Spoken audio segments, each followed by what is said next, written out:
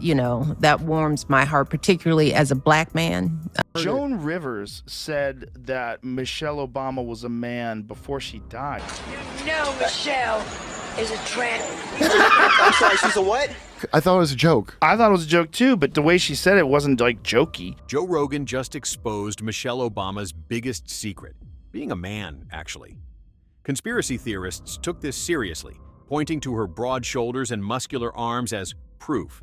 She's been slammed for selling authenticity while living a life of privilege, making hypocrisy the foundation of her carefully crafted public persona. That's pretty funny how she said it. Okay, we all know it. This theory was ignited by none other than Joan Rivers. You remember Joan, right? The woman who made everything sound like a punchline, even when she was dead serious. In 2014, she casually said, "Everybody knows Michelle Obama is a man." And just like that, we've got ourselves a conspiracy theory. She was like, oh, come on, everybody knows Michelle Obama's the man. Remember that? Yeah, like... Now, before you laugh it off as just a joke, the timing of this one was a little too suspicious. Joan Rivers, the queen of blunt humor, drops this bombshell and then, boom, she's gone just weeks later. Now, was this just a joke? Or did Joan accidentally spill some truth that no one was supposed to hear? We'll never know for sure. But that statement became a viral phenomenon, one that just couldn't be silenced. I think she died because she had 1,000 plastic surgeries. But Yeah, she was going under. Yeah. She just sees these big black arms coming over her face. That's a big mic. And then, of course, you've got Joe Rogan and Greg Gutfeld, two guys who seem like they've made it their life's mission to roast Michelle Obama. These guys are like the ultimate tag team of sarcasm and brutal honesty. You think Michelle's image is untouchable? Well, these guys aren't afraid to break that shiny facade into 1,000 little pieces, one joke at a time. So it was 2014 that she did that, where in 2014. So it had to be before 2014 because she was dead at 2014. So 2014 or before, she said Michelle Obama is a man. So this is like 10 years. They've been calling out Michelle for what they say is her perfect public persona that doesn't match the reality. The idea here isn't about light humor. It's about digging into the contradictions and hypocrisy of Michelle's brand and putting it out there in front of everyone. Joe and Greg? They're just the ones willing to say what most people are thinking but are too scared to say out loud. This isn't a roast, it's a takedown.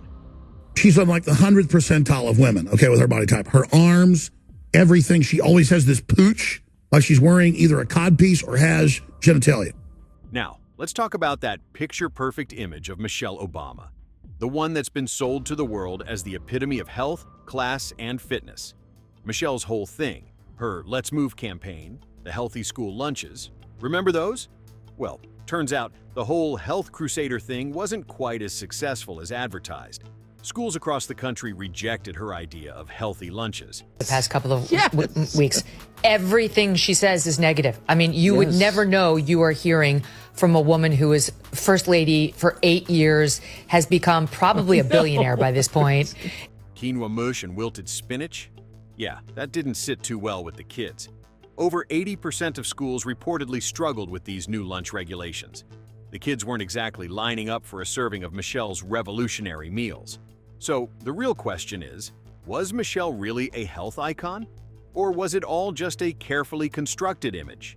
Because if you ask me, it's starting to look more like she was trying to sell the idea of health while actually living the complete opposite. Her estate in Martha's Vineyard, her daughters who went to these Tony schools. You would think you were listening to somebody basically like the wife of a George Floyd. And she's never gotten over. Right.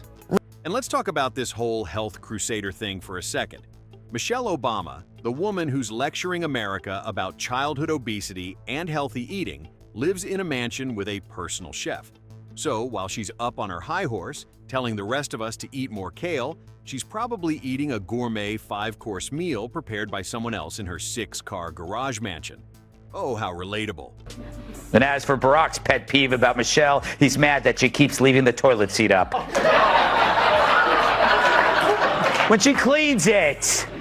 When she cleans it. She's up there, trying to make us feel guilty about our junk food habits while living a life that most of us could only dream of. She wants us to believe that she's all about health, but she's sitting on top of the food pyramid, looking down at the rest of us struggling to make ends meet. Maybe Michelle should try swapping out the private jets for a kale salad every once in a while and show us how it's done.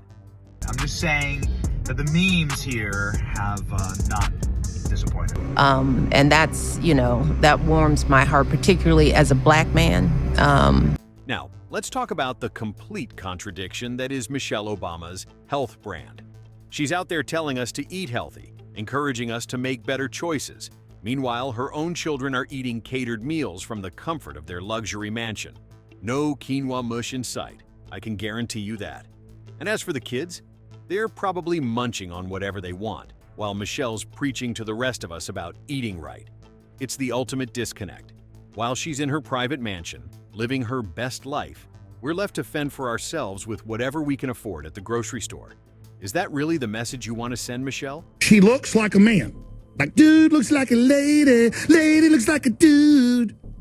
And this is a funny cartoonist, Ben Garrison, who they're always calling racist and bad. Joan Rivers made waves with her infamous comment. Everybody knows Michelle Obama is transgender.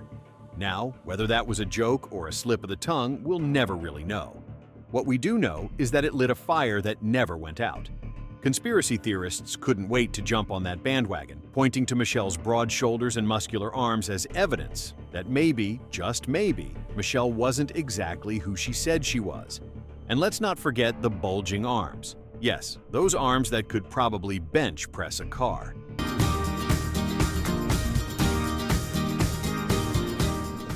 Critics have had a field day, especially when Michelle struts around in tight gowns and form-fitting athletic wear, clearly showcasing her masculine silhouette.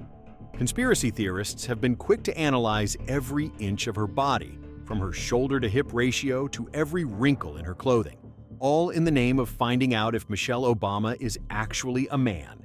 You know, just your typical internet rabbit hole.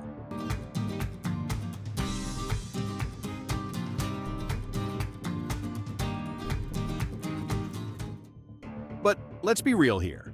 Michelle, the beacon of femininity, is somehow walking around with arms bulkier than most men at the gym. You've got to wonder if she's auditioning for a Marvel movie or just working hard on her next career as the Terminator. That walk, though? It's like she's about to lead a military parade, not give a TED Talk about school lunches. Maybe she should take the role of a superhero, because right now she's serving up more Arnold Schwarzenegger than First Lady Chic. You could say she's flexing on Instagram, but with those arms, it's more like she's ready to take on the world, not just talk about how we should eat more kale. How do you feel about Michelle Obama's hair? I think she looks great. You like the bangs? I like the bangs, and it's going to save him a fortune on Botox. He shows up to the forehead now, just around here. Now, let's take a closer look at Michelle's so-called influence. She's really taken the branding to a whole new level. Michelle Obama has done something no one saw coming. She's turned authenticity into a multi-million-dollar business. She's out there talking about changing lives. But let's not forget about that Netflix deal. A multi-million-dollar production deal for what?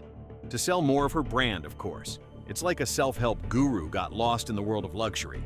Michelle Obama, when is the last time you woke up and you thought about angel moms? When's the last time you woke up and thought about trafficked children at the border? I'd love an answer. Give it to us on your next podcast. Michelle sold over 14 million copies of her book, Becoming, which is a hell of a lot of books. But here's the kicker.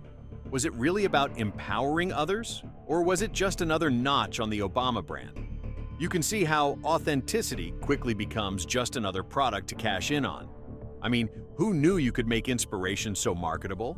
You know, like Oprah peddling wellness while selling weight loss pills. Same thing. Selling authenticity with one hand while cashing checks with the other. Who needs to lead by example when you can just put your brand on a shelf and get paid for it? Michelle Obama, the true queen of selling what everyone else is trying to live up to.